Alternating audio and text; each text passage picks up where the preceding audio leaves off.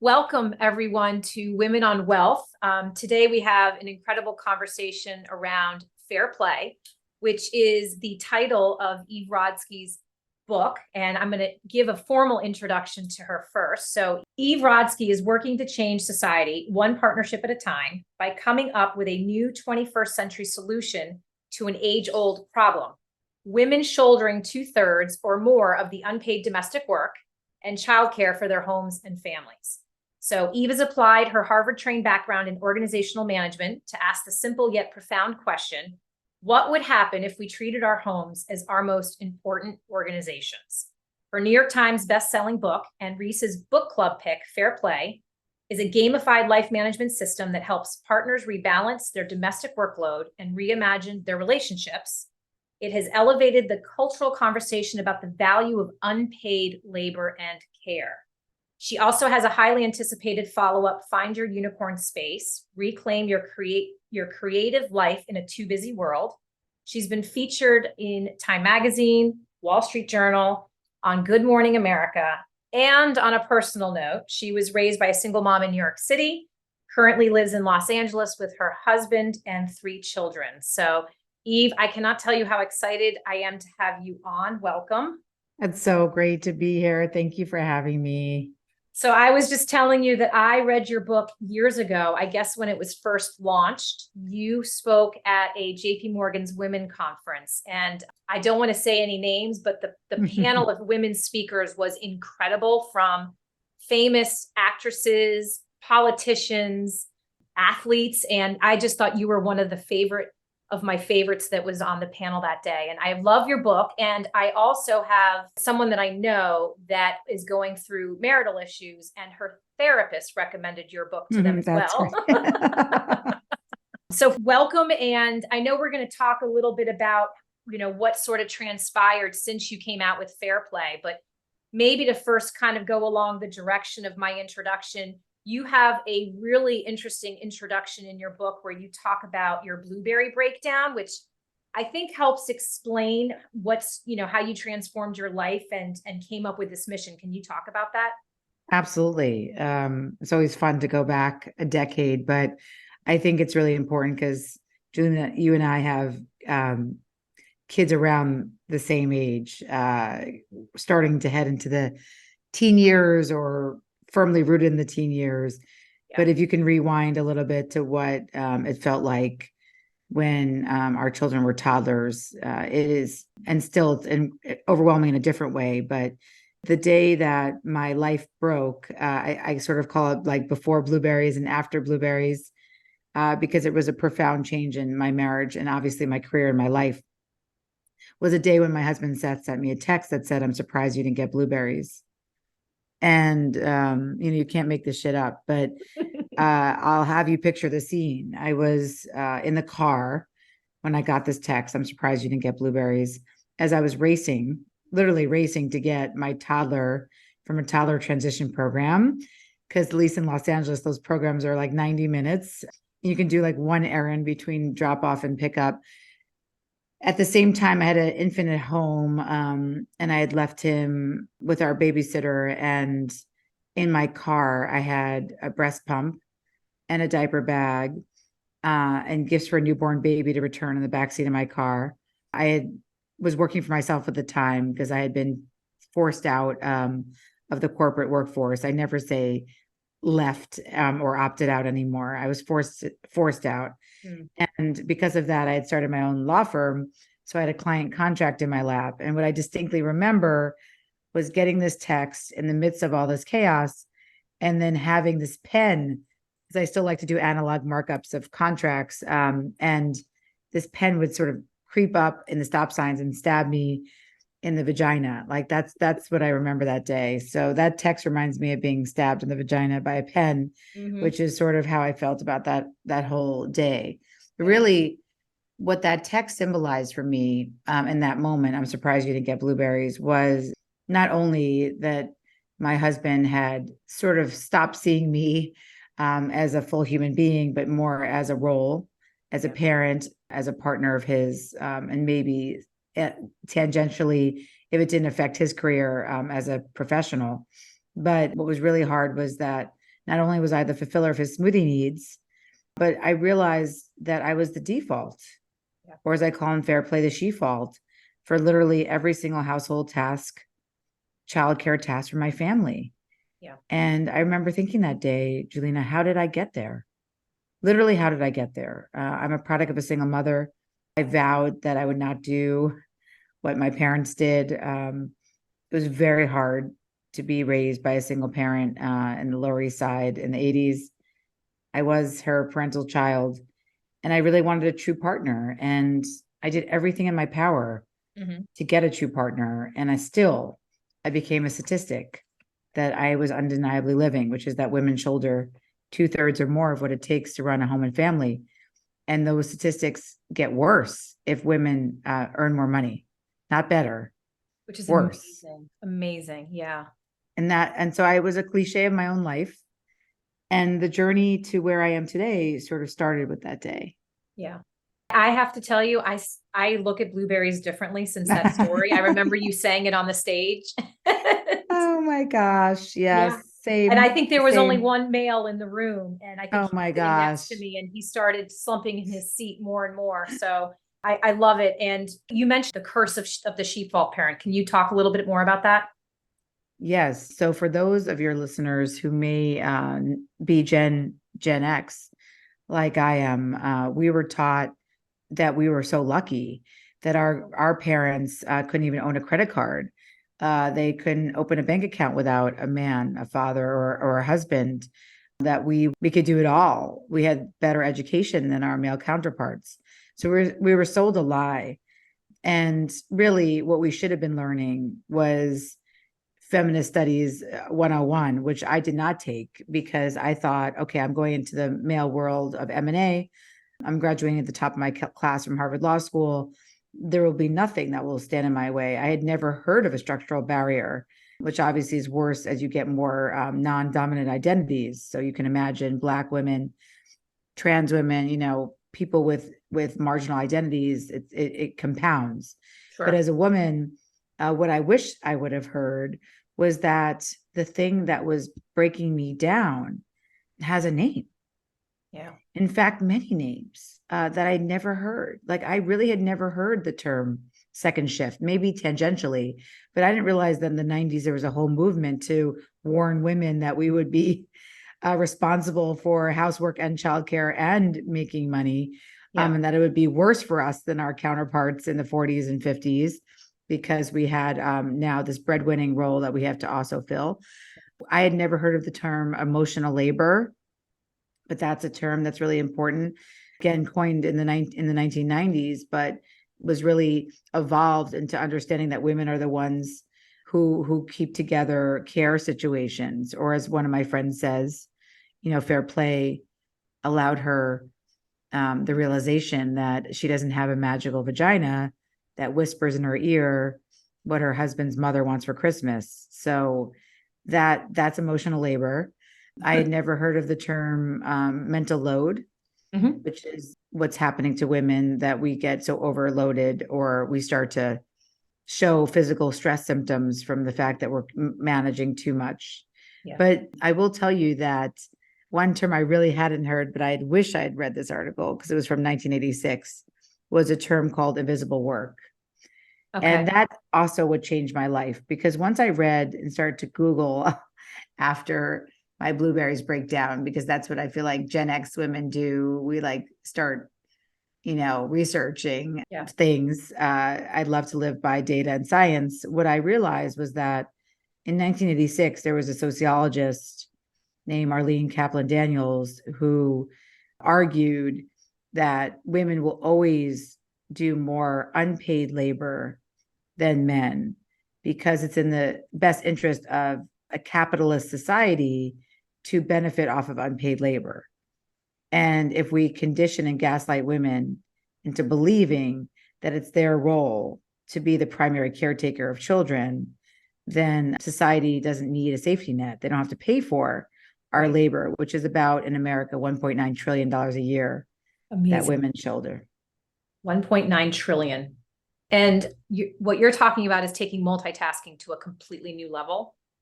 And I think very similar, what I love about your blueberry story, just aside from the story itself, is I think it resonates with so many women when we have breakdowns. They tend to be very slow. They're not overnight. You wake up one day and go, how did I get here? Right? This is not where I started.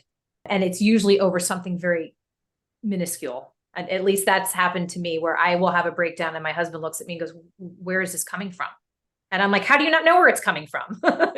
Absolutely. I think that's what's been interesting about the Fair Play journey, which sort of evolved from that time in my life to the research and then trying to make the invisible visible, which sort of led to a giant Excel spreadsheet called the Should I Do, that took 9 months to make, and did not help my marriage at all, even though it made me feel less alone. But when I sent the Should I Do spreadsheet to Seth, that ended up having 2,000 items of invisible work on it, he just sent me the see no evil monkey emoji. Like, I don't want to see all this work that you've compiled.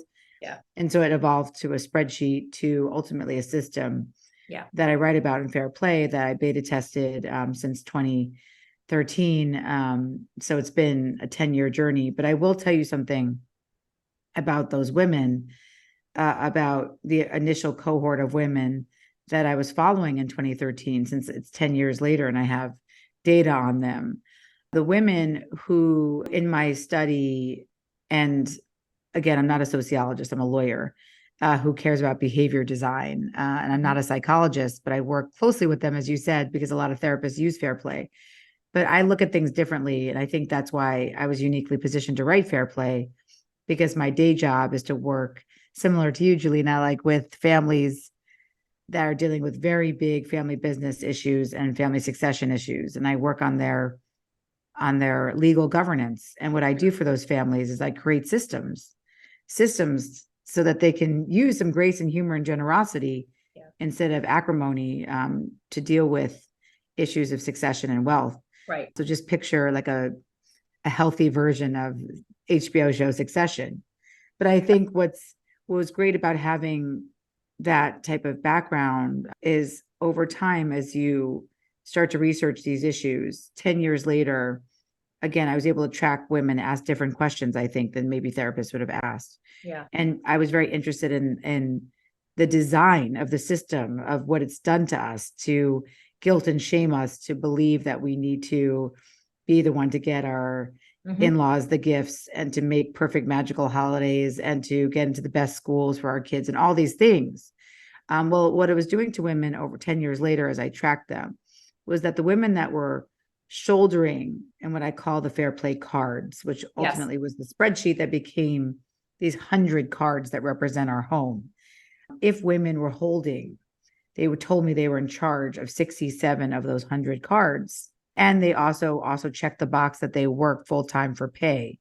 What we were able to see was that every one of these women, 200 of them in 2013, over time, were developing stress-related illnesses. Wow. And so I think it's really important that for those listening, right, this is a 101. You're probably like, what is going on? This is way over my head. Just remember that you're hearing things that are a 101 for you, that I've been dealing with for a decade. And be patient, but understand that the stakes are really high to get this right, because otherwise, not only are we modeling really, really destructive behaviors for our daughters, but we can get ourselves physically sick. It's amazing. And I'm also impressed that this spreadsheet that you started this system with, you started with your own family on a personal level. I can't even imagine that conversation. But can you talk about the system? You mentioned the cards. Can you talk a little bit about the cards? And I think you have 4 rules. Absolutely. So Fair Play, again, started as a spreadsheet because lists, I thought would work. But you know what? Women have been making lists for 100 years and it hasn't made a difference. So systems work. That's what I know. Lists don't. So what Fair Play evolved into was this really interesting realization that the 4 rules encompass, but I'll explain what the 4 rules are really trying to teach people. The 4 rules of Fair Play, which is playing this game with your partner, And yes, the aggrieved usually has to bring up these conversations. We don't have mind readers, and our partners are typically more privileged.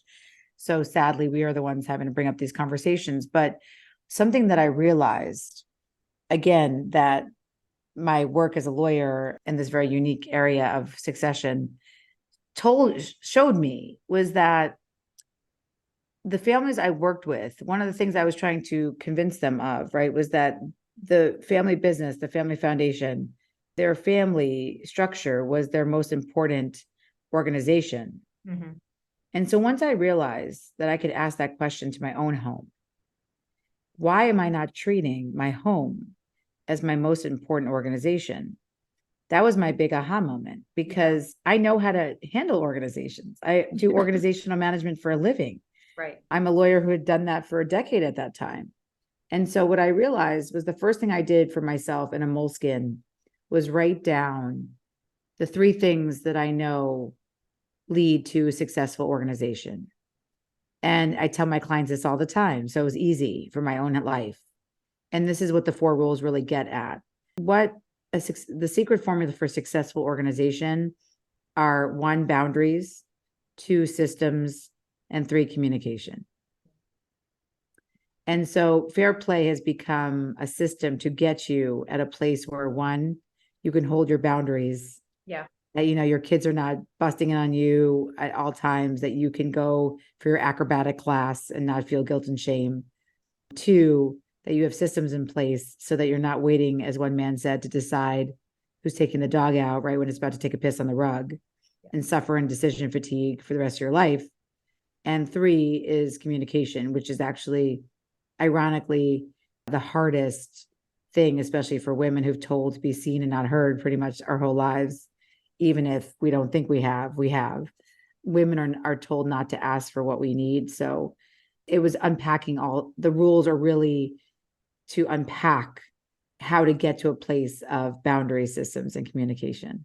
Yeah. And I think all are equal and important and are probably lacking in effort with most of us, if that's fair to say. Correct. And look, tackling all of them at once will make you feel completely overwhelmed. But the beauty of fair play is that it's not a prescriptive life. I think why it's taken on a life of its own. And like, if you have TikTok, just put in fair play, or Eve Rodsky, and you'll see, like, I'm not a great direct to camera speaker, but there's a lot of TikTok people who've taken on themselves. We have people who have given us Airtables and Trellos, and they've adopted the system for themselves. The system is not telling you have to be 50-50. It's saying that you have to have a system. Yeah. It's saying that you have to have boundaries. It's saying that you have to have communication.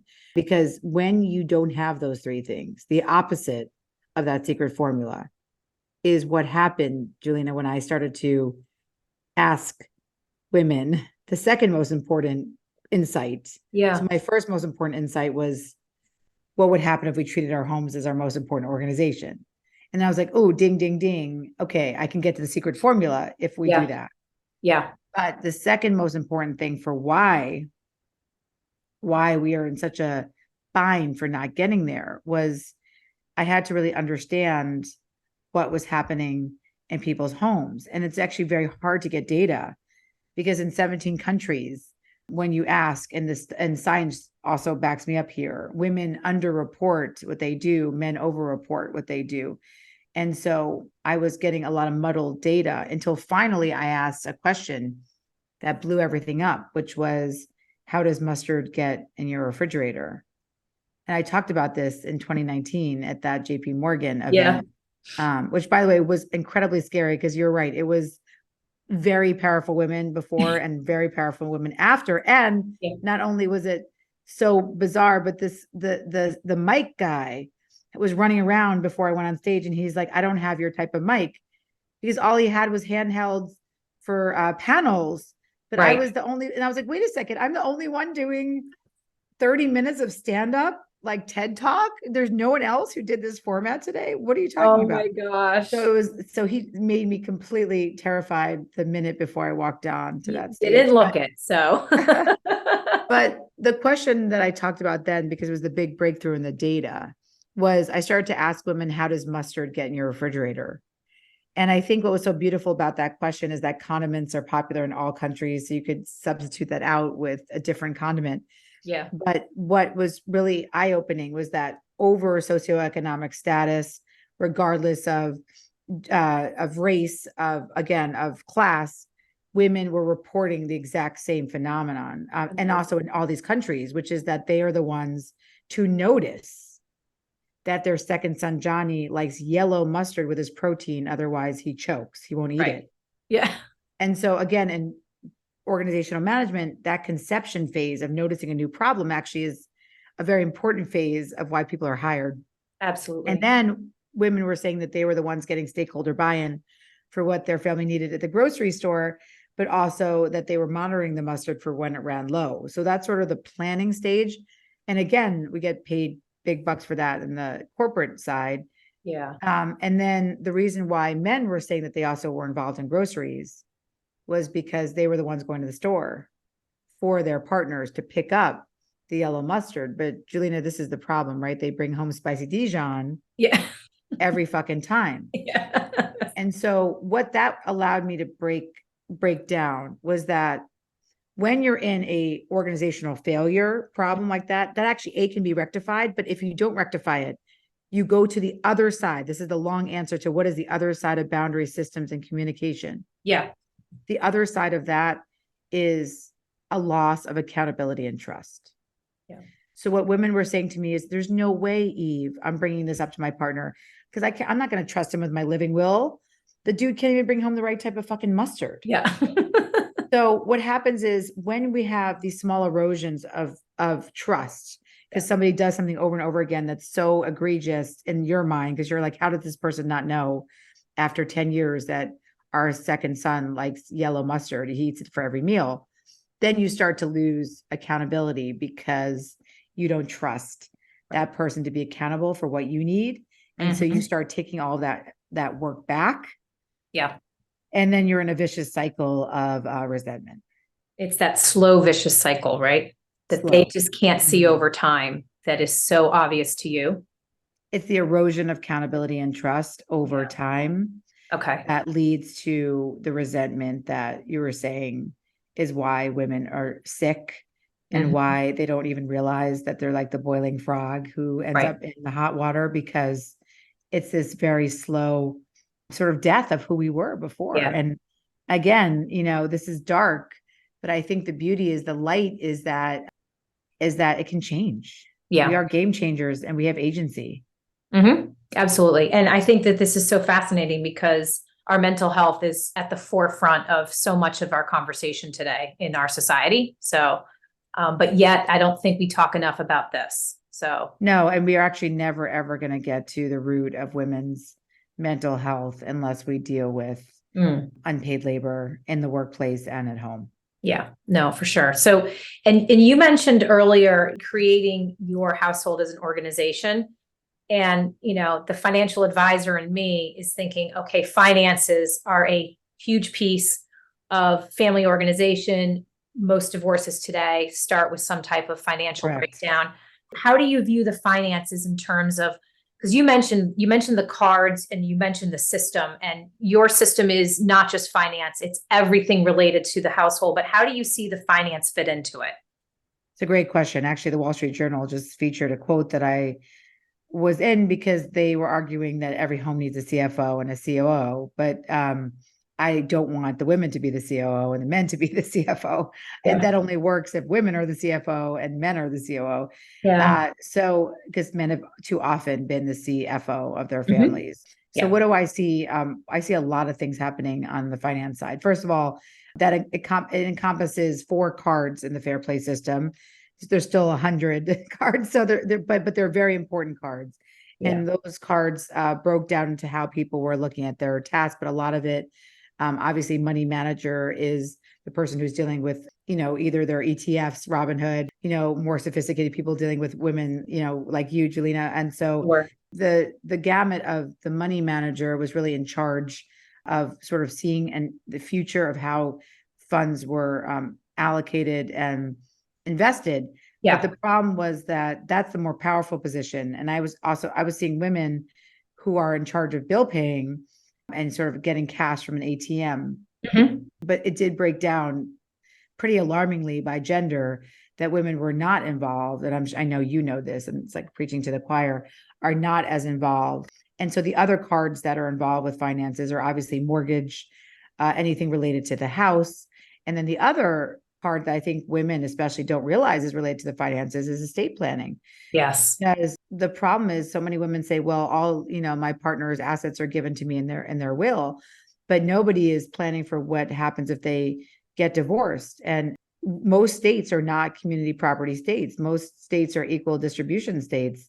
Yeah. And pretty much all states have a very strict rule that separate assets are separate assets. And so a lot of women get into situations where they Mhm. believe that there's joint assets, like a home, and then they get a divorce or their partner is out or they want to get out and they have no control over where most of the money is, which typically is in a home because their partner had put in previous assets to purchase that home. So there's so many issues, and I know you get this. So over and over again, fair play and finances keep coming up together, Yeah. because what it comes down to is that the more women do unpaid labor and the more overwhelmed we are, the less chance we have to take that agency, especially over our financial power. Yeah, absolutely. I find all too often too many women get involved either after the divorce, after the death of a spouse, and it's always unfortunately too late. And I struggle with this too, because your idea of fair play is taking those cards and divvying them up and divvying the responsibility, because we are all so busy. And I think it's hard for me sometimes to ask if there is a couple for both of them to get involved. 100%. But this is the thing, what I say about especially the money manager card. I'm very clear about this because of the data. Groceries, I don't give a shit Yeah. if you take that card forever. Like, let your partner, your husband take again, this works for LGBTQIA families. So let your partner take groceries forever. But the one card that absolutely needs to be redealt, which means that one person can't hold it forever, is money manager. Love it. Okay. That is it. And I say to people, I typically, I believe in a division of labor where if you're good at something, you can stay in that lane, assuming that what I call the daily grinds are evenly split up. And those are the crappy cards, like transporting your kids to school, making meals and meal Birthday prep, gifts. birthday gifts, groceries. Those are, but the ones that have less intensive everyday sort of burden, again, this is not garbage. You can do this quarterly for cards like that, AKA the money manager role. It absolutely behooves both people to know as much as the other. Again, for groceries, maybe not. Again, if I give you, as long as it's not the woman, always, I give to my partner, everything related to sports. I don't need to know everything. Just tell me where to show up. Yeah. When it comes to money manager, absolutely, it needs to be redealt. Okay. By month, by year, so that each partner has as much information as the other. I think that that's a great point, and thank you for going through that. And so before we wrap it up, I know you have this new book. You have a documentary that has come out since Fair Play. Can you talk about how this has evolved and grown over time, and maybe a little bit about the relationship with Hello Sunshine? My goodness. Yes. So I think the real evolution of Fair Play was the pandemic. We could never have foreseen what the pandemic would do to women's labor force participation. By never foreseen, I mean, people in power were shocked. However, again, since 2013, I'd been seeing and predicting. And in fact, I got to go to Davos in January of 2020 to speak to world leaders and with a rallying cry that women were one crisis away from losing labor force participation, whether it's 20, 30, 40 years of it. Amazing. And I was talking about the health crisis that I was seeing on an individual level because of the cortisol and the stress that women were facing because of the lack of social safety nets in a lot of countries, obviously US being the worst. But I never would have predicted that this global experiment would have shown that we are one crisis away in such profound impact as we did see during the pandemic. And so the beauty is, I don't think anybody disputes the fact that women shoulder more anymore. Mhm. When I started out this project in 2013, I got a lot of what do you mean women shoulder more? Men are doing much more than their fathers.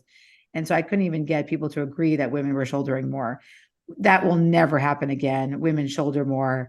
People are aware of it. Yes. If you Google emotional labor, invisible work, like again, unpaid labor, especially, you will get a lot of mainstream publications talking about these issues in a way that they never did before.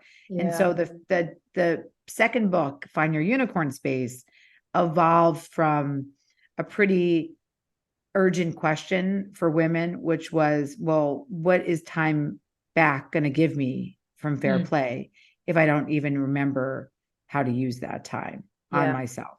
Yeah. I'm a parent, I'm a partner, I'm a professional, but I've lost all curiosity to be anything else. So that was an important, urgent question to address for women, that we deserve to be creative. We deserve to have a life outside our families, whether it's to be an acrobat or an American Ninja Warrior or a race car driver, all these amazing women that I feature in Unicorn Space. Wow. That are unbelievable and have really taken their midlife by storm and realized they don't have to live like this. So that book was a love letter to the pandemic, to really show women a way forward after it, that we have a lot more life to live, hopefully, and we don't have to do it in service of others. Yeah. And so it's a really fun book with exercises. And again, it has like an artist way type feel to it. People have told me that the Julia Cameron book, that it gives you exercises and ways to sort of get out your own head and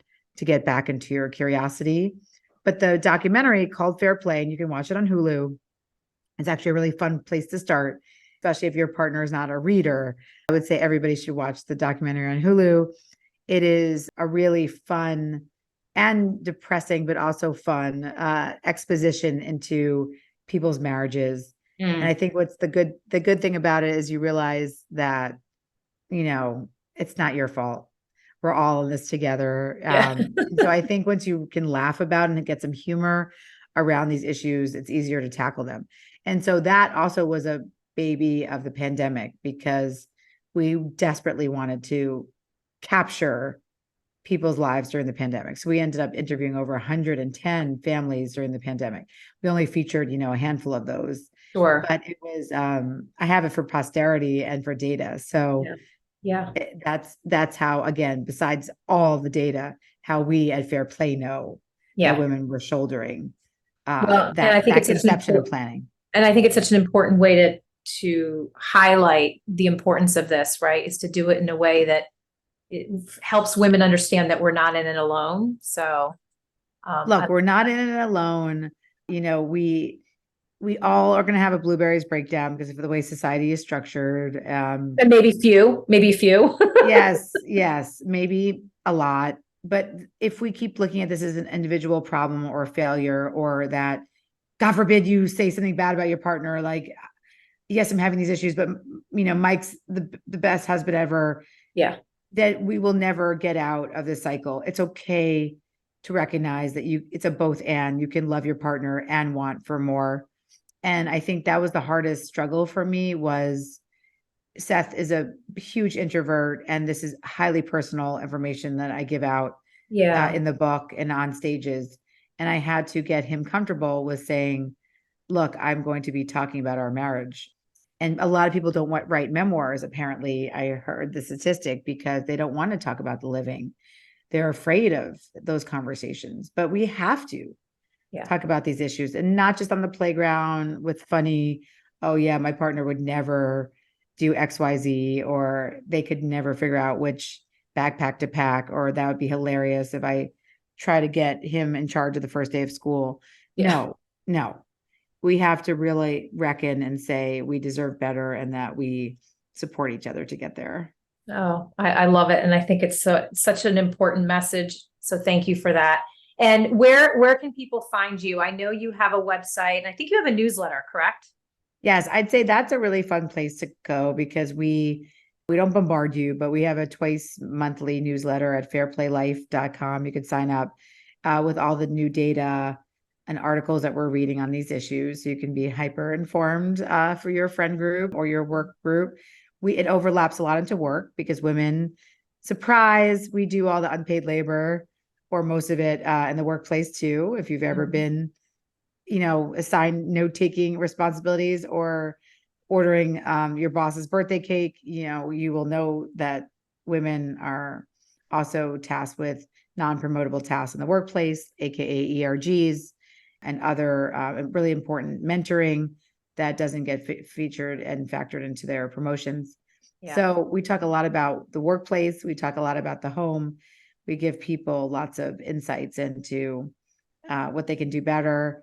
As one man said to me, I like to go dark to go light. So while this intro is pretty in the cloudy side of fair play, there's a lot of humor and fun on the other side. I love it. I think that your approach to it is certainly approachable and relatable. So congratulations. I have not read your new book, but have it on my list. So I'm looking forward to it. And again, I really appreciate your time and your insight. I think this is such an incredibly important topic.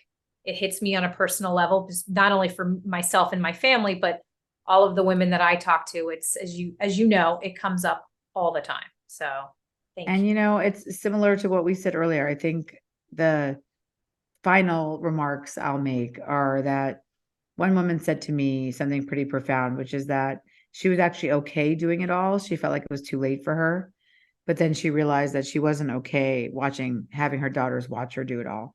And so even if it's not for us, and I have to appeal to, another purpose, I will say that, yes, fair play is good for your mental health. It's good for your physical health, good for your creative life, but it's also really good as a role model for the next generation of women coming up behind us.